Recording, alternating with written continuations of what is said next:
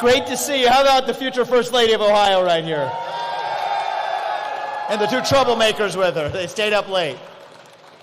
It's great. Great to be here, guys. We started at home where I grew up in Butler County, is where I lived till I was 5. We moved to Evendale after that. My wife and I knew that when we had kids, we didn't want to raise them in Manhattan. We didn't want to raise them somewhere else. We wanted to raise them right here close to the home where we grew up, and we're raising them right here in Columbus, Ohio. So thank you, Columbus, for coming out tonight. We're grateful for you. So that's some good news. America is back, and it feels fantastic right now. And we're just getting started. We do have a lot of work yet ahead of us, though, and that work is still just beginning. Over the last 4 years, we went through a national identity crisis in this country.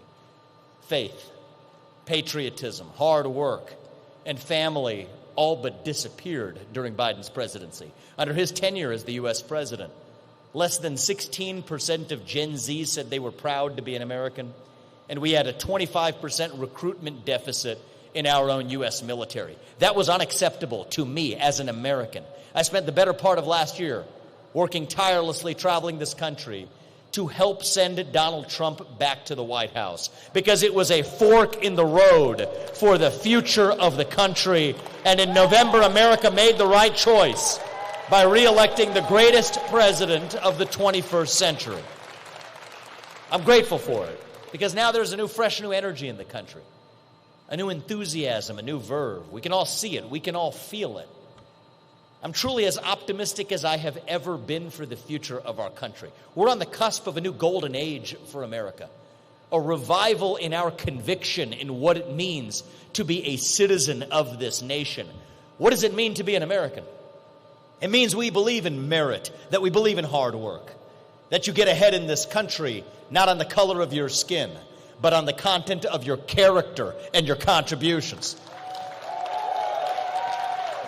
It means we believe in free speech and open debate. And I say this as the kid of legal immigrants to this country who came here to pursue those same values. You can have arguments with your dad or your neighbor at the dinner table and still be friends at the end of it. It means we stand for the rule of law in this country, that your first act of entering this country cannot break the law. It means that the people we elect to run the government ought to be the ones who actually run the government, not unelected bureaucrats in the deep state, whether that's in Washington, D.C. or Columbus, Ohio. It means that we as Americans are courageous, that we are brave, and that when called upon, even heroic, to serve our country in our hour of need. Those are the American ideals. That is the American spirit that won us the American Revolution, and that is the American spirit that Donald Trump is reviving as our 47th president. But it is not a one-man job. It doesn't work that way. If we are going to be saved, it is going to be because we all step up and save ourselves. And you know what? That starts with the states. If President Trump succeeds, as I expect in the next 2 years, that means a wide range of federal programs, from education to health care, are going to be kicked back to the states and to the people where they belong. That is what true federalism is all about. Donald Trump is reviving our conviction in America, but we need a leader back home, right here in Ohio, who revives our conviction in our home state. That is why today I am honored to announce my candidacy to serve as the next governor of a great state known at the heart of the greatest country known to mankind, the state where I was born and raised, the state where Apurva and I are raising our 2 sons today, a state whose best days are still yet ahead of us. I am honored tonight to announce my candidacy to be the next governor of our great state of Ohio.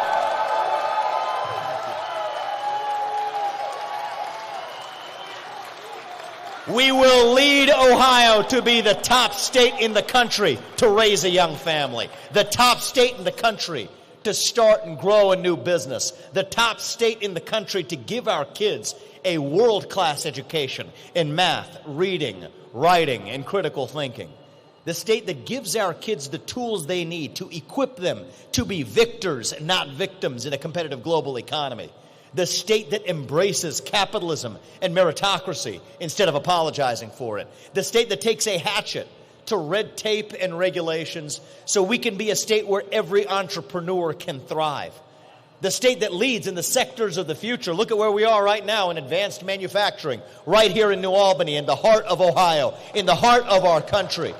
Look at what's possible, 360 degrees around. This place is nearly brand new, producing and providing for the supply chains of our country. We want to lead in the sectors of the future, from semiconductor production to AI to aerospace. I want Ohio to be the state that patriots across this country flock to, not just Florida or Texas. I will lead Ohio to be the state of excellence in America.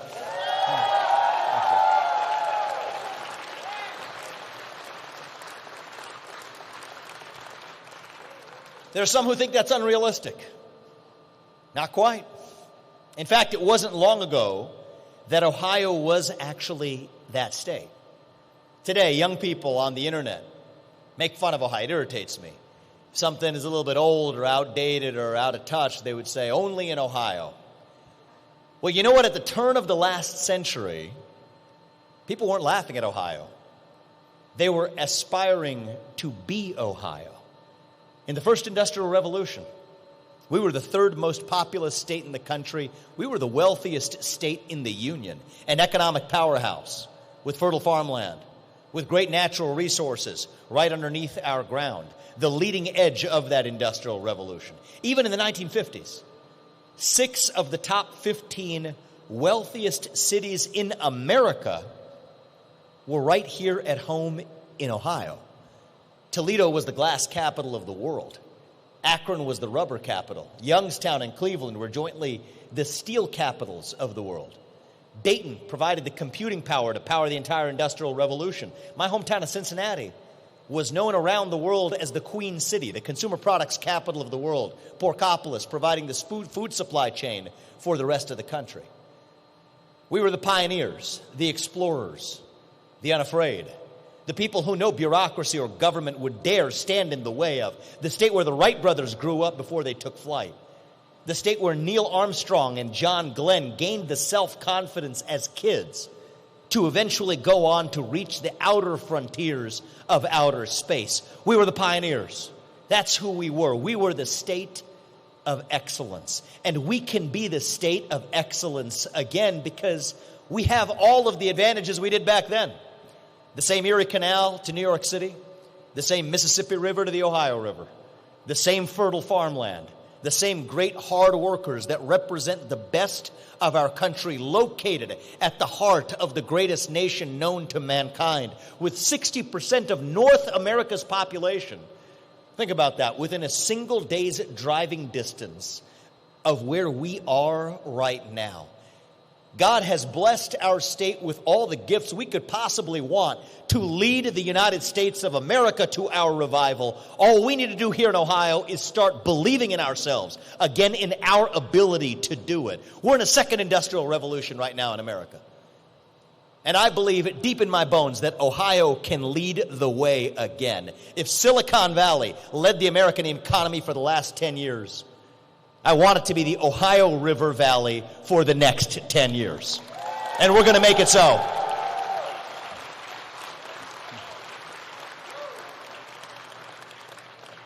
I'll be honest with you. I will always give you the truth. I don't think it's always going to be in the sectors of the past this time around. It may not be rubber production next time, but it'll be in the sectors of the future, from semiconductors to nuclear energy, from biotech to Bitcoin to our defense industrial base.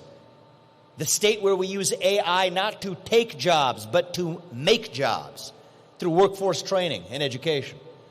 This is where I want to lead our state, to be the state of economic excellence in America. This is our modern-day Northwest ordinance. We're a conservative state, and we deserve to be governed like one. That isn't going to lose us elections. That will win us elections because it'll put more money in your pocket. It'll lift up more people from poverty. It'll revive civic pride and self-confidence in our young people. It'll actually be the source of making patriots from across this country who share our values, from New York to California and even from Texas to Florida, to move right here to Ohio to establish their roots here. And yes, that includes so many of Ohio's children who go on to other states. We're going to repatriate them by their own choice to make Ohio the state where they go on to achieve their American dream, just like their grandparents and their parents did right here at home. That is going to require a new generation of leadership in our state. It's going to require a governor with fresh legs, who's willing to drive hard change, who's willing to drive and run through any obstacle that stands in the way of taking this state to our future. It's going to require some policy changes. We need to bring down the income tax in this state, eventually down to zero, because you deserve to keep what you earn. It is your money, not the government's. We need to bring down property taxes in this state immediately, which have gotten insanely high in our state. When your property tax matches the payments on your principal for your mortgage, it starts to feel like your owned land is a lease from the government. That is un-American, and one way or another, I will end it as your next governor in the great state of Ohio. We're going to end the wave of violent crime across the cities of our states by letting police officers actually do their jobs with the proper training needed to do it well, while respecting at every step the Second Amendment rights of every Ohioan, which shall not be infringed. And part of the way we're going to do that is by bringing back, this is a touchy subject, but I'm going to go there. It's going to be by bringing back the psychiatric hospitals that over so many decades were shut down, because our jails should not be the main form of psychiatric health care in this state. That is not compassion. That is cruelty to everyone involved, and we have to have the courage to stand for truth. We're going to end the war on work, and yes, that means reattaching work requirements to Medicaid and welfare in this state. We have a worker shortage, and we're not going to pay more people to stay at home than to go to work. That is not compassion. That is cruelty, and it will end as your next governor of this state takes office. We're going to be the state that takes the hatchet to red tape and regulations, to the bureaucracy, to government overreach. We're going to make sure every expenditure in this state of your taxpayer money, from the state level to the local level, to the county level, to the municipality, is going to be publicly transparent on the blockchain, so you're able to see how your money is actually spent to allow sunlight to be the disinfectant of waste, fraud, abuse, and government overreach in our state. We're going to slash and burn every unnecessary regulation under my administration as your next governor. For every new regulation that hits the books, we will require that there are at least 10 more that are rescinded. And if that doesn't happen, we're not having that new regulation in our home state right here.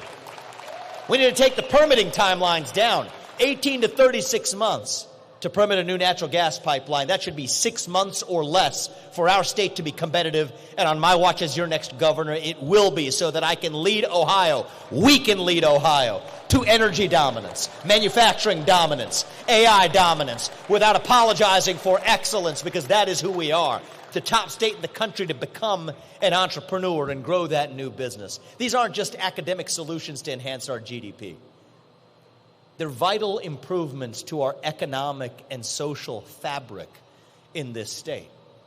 So we're no longer a state where little league teams are closing shop because they can't find a local company to sponsor them. So that young mothers don't have to think twice before having that second or third or fourth kid for fear of the cost of a new stroller or a car seat or a bigger car. so that every parent has that bone-deep conviction that their kids will go on to live an even better life than they did, not by leaving this state, but by staying in this state to pursue their American dream. I will lead Ohio to become the state of economic excellence in America. And to do that, we will also have to make our state the state of educational excellence in America. The truth of the matter is, there's a crisis in America that, frankly, both political parties aren't talking enough about. It's the crisis of educational achievement in our next generation. It's an unfortunate hard fact today that 75% of eighth graders aren't even proficient in math according to international standards. 70% of them aren't proficient in reading. We rank number 26 out of 38 developed countries when it comes to math and reading proficiency, despite the fact that we spend more money than every one of them on education. There are kids in other countries where English isn't even their first language, performing better on English proficiency than our own kids right here at home. That is unacceptable to me. Speaking as a parent and an Ohioan and an American, I refuse to just stand by and watch as China laughs at our gradual decay into oblivion. We're going to take charge and turn that ship around, starting in Ohio, and show the rest of the country how it's done. As your next governor, I will lead Ohio to be the top state in the country and in the world when it comes to leading our kids to excel inside and outside the classroom, in math, in reading, in writing, in physical education. That is going to require taking our school choice programs to the next level. We're not the worst, but we're not the best. We got to go the full distance of Arizona and Iowa, where not only are private schools and charter schools a viable option, but even homeschooling a viable option for every parent who desires that for their kid. So no kid is trapped in the zip code where they're born, so their parent can send them to the best possible school they can. And we're going to accomplish that. But that's a conservative solution that many red state governors agree with across the country. What I want to talk about tonight is leading our state to also fix our public schools so they are able to compete with the best of the alternatives. This isn't just about throwing more money at the problem. It's about delivering actual solutions. We have to make sure our kids are safe in the schools they attend. That's why, as your next governor, I will ensure that our dedicated base of police officers is used such that one of them is in at least every one of our schools in this state with the proper training needed to do their jobs while they're there. We have to make sure that our kids show up to school. And that means combating the growing problem of chronic absenteeism in Ohio schools, which sadly has only gotten worse after the COVID-19 school closures. I'll pledge this as your next governor. Never again will we bend the knee in this state to an Anthony Fauci knockoff who allowed our public schools to be shut down while our private schools managed to remain open. She owes those kids an apology.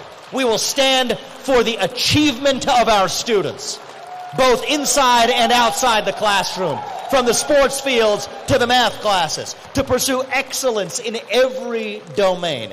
That is who we are as Ohioans and as Americans.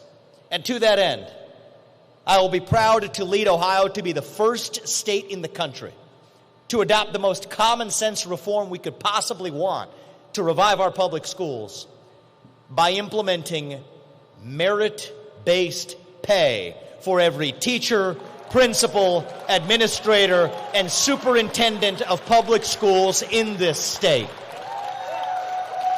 And I mean it when I say this. I'm not looking to pick a fight with the teachers' unions. I'm not looking to pick a fight with anybody. But I will do whatever, and I mean whatever, is required to stand for the achievement of our students, because we owe that to the next generation. I'll be crystal clear about this. The best teachers in our state deserve to be paid a lot more than they are right now.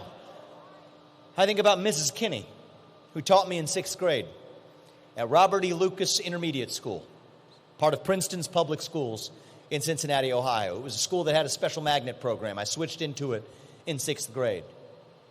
She changed my life. She caused me to see in myself potential that I didn't know I had. She lit a fire under my feet, pushed me to work harder. If it wasn't for her, I probably wouldn't have lived the American dream in the way that I have. She probably would have been here tonight, and I'd be thanking her in person, but for the fact she died in a tragic accident a couple of years ago. We need more teachers in this state like Mrs. Kinney. But we're not attracting the very best anymore because there is no meritocracy in compensation. If we restore meritocracy in our schools, Ohio will become the magnet for the nation of the best educators across the country. And that's what we owe to our kids, to make sure we give them the very best possible teachers who teach them to excel in the subjects that actually matter. Not just reading, writing, and math, but also physical education. We're going to bring back PE into early childhood education, starting in kindergarten.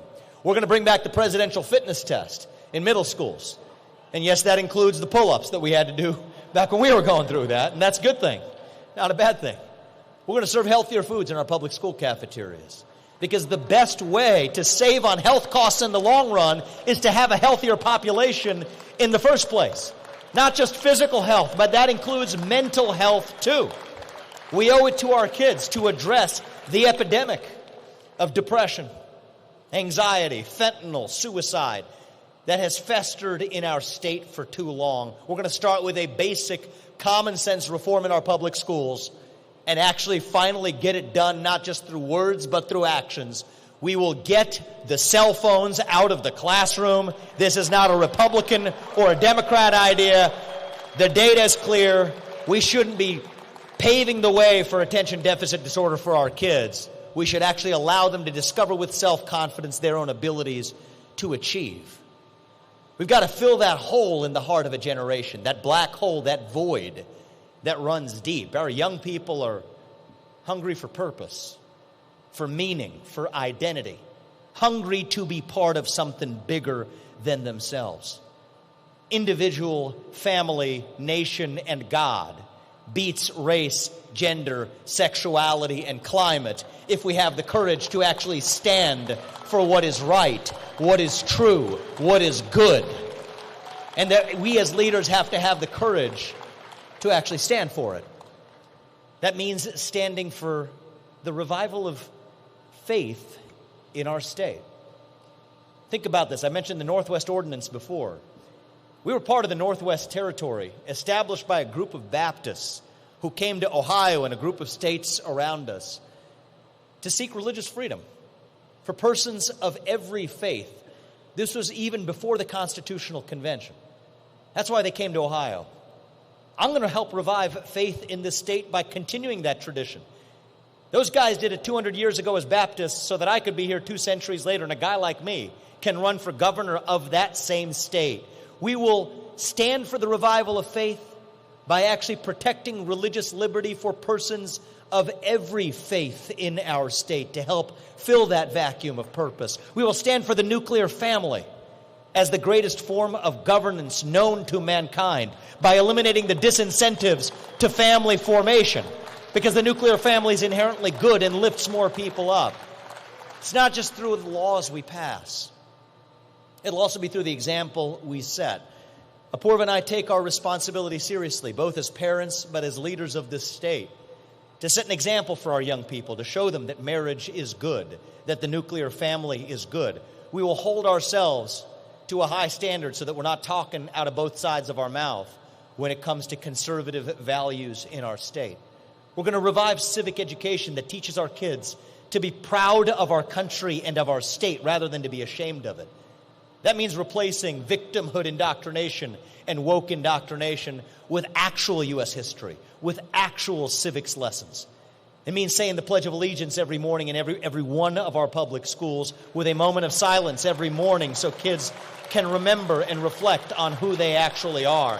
Every high school senior in this state will, on my watch, have to pass the same civics test that every legal immigrant has to pass in order to become a full citizen of this country, because you cannot love a country unless you know about that country. And it's our responsibility to pass that knowledge on to our kids and their generation.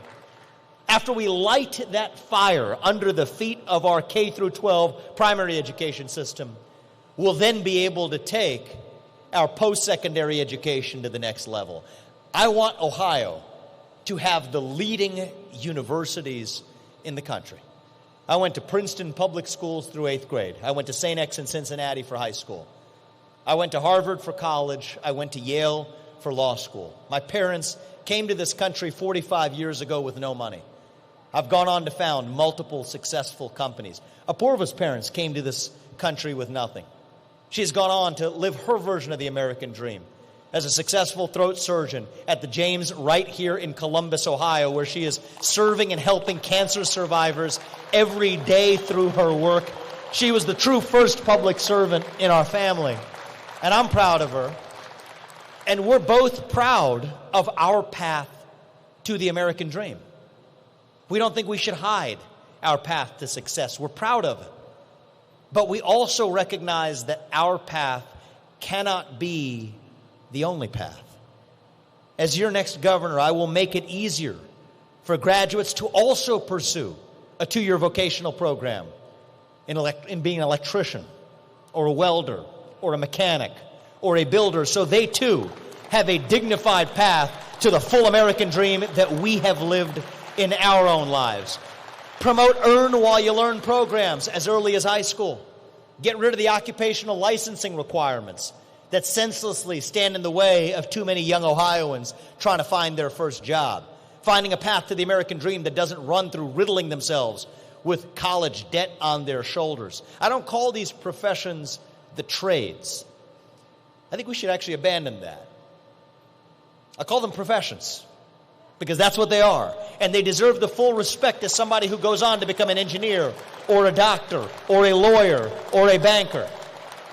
We want to be the state where we recruit the genius programmers who program that next generation of AI. But we also want to be the state where we train the next generation of skilled workers to use that AI and apply it to their respective fields, from financial services to healthcare to construction design.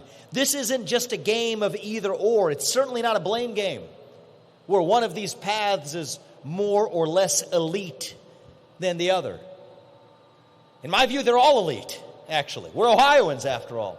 I want Ohio to be the state where every young man and young woman who wants to become a doctor or an engineer or a programmer or a banker has an opportunity to seek that education at UC or OSU or Bowling Green or OU, while we also provide the best possible path to every young man and young woman who wants to become a carpenter or a welder or a builder. The state where every path is open to every child. The state where the paths to success are plural. That is what a true meritocracy is about. America was built on the idea of a meritocracy.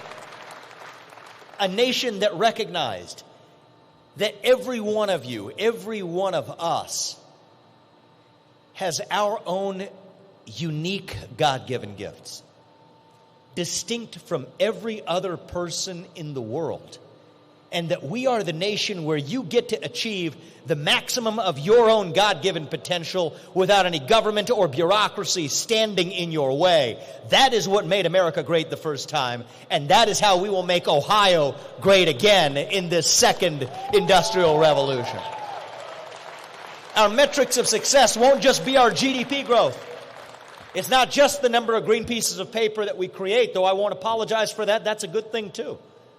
But our actual metrics of success will be the number of people who move into this state rather than out, the number of children who are born into families in this state, the number of those children who choose to remain in this state to pursue their American dream right here in Ohio. And as your next governor, I am committed to leading our state to be the top in the country on every one of those metrics. The state where the American dream isn't just about a flowery language, but is about the reality of action. The state where we raise a generation not to be hostile to capitalism or success or to those who succeed through capitalism. Not through envy, but instead through participation, where they have real skin in the game and are being lifted up through every one of those developments. I'm a father of 2 sons. They're here running around tonight. The suits have come off. And they're a little young, but my message to the 2 of them and to every son and daughter of Ohio tonight is this. The American dream is your birthright. A world-class education is your birthright. Success is your birthright. Freedom is your heritage. And excellence is your destiny. This isn't a small vision for our state. It is an ambitious vision because that is who we are as Americans and as Ohioans. We're not victims. We're victors. We don't whine. We win. That is who we are. We don't apologize for our success. I'm not a career politician. There's no teleprompters here tonight. If I screwed something up in my speech, we have no one else to blame but my speechwriter, which is me, who you're looking at, okay? And we're going to keep it that way for the rest of this campaign. It gets me in trouble sometimes, but at least you know what I actually mean when I share it with you at every step of this campaign. My message to every person who disagrees with me, whatever your party is that, you know what, somebody who agrees with you 80% of the time isn't your enemy. But somebody who agrees with you 100% of the time probably isn't your friend either. That's the truth. I want to win the general election next year in a landslide. I'm going to fight for every Ohioan in this state every day, regardless of their party, to pass that American dream on to their kids and their generation. I'm going to visit all 88 counties this year. And I'm going to visit all 88 counties next year. And I'm going to visit all 88 counties every one of the 8 years that I serve as your governor, because I want to listen to Ohioans. I don't want to govern from a bubble. I want to win in that landslide that unites our state with a Big Tent coalition that includes constitutional conservatives like me and many of you in this room, but also includes every kind of Republican. It includes independents. It includes libertarians. It includes orphaned Reagan Democrats and other orphaned Democrats and anybody else who finds themselves politically homeless in this state. If you care about economic excellence in Ohio and you care about educational excellence in Ohio, then we have a place for you in this movement and a seat at the table for you. I want every Democrat in this state to hear me loud and clear when I say this tonight. We're not going to agree on everything, and that's okay. It's actually a beautiful thing. We love our diversity of thought in Ohio.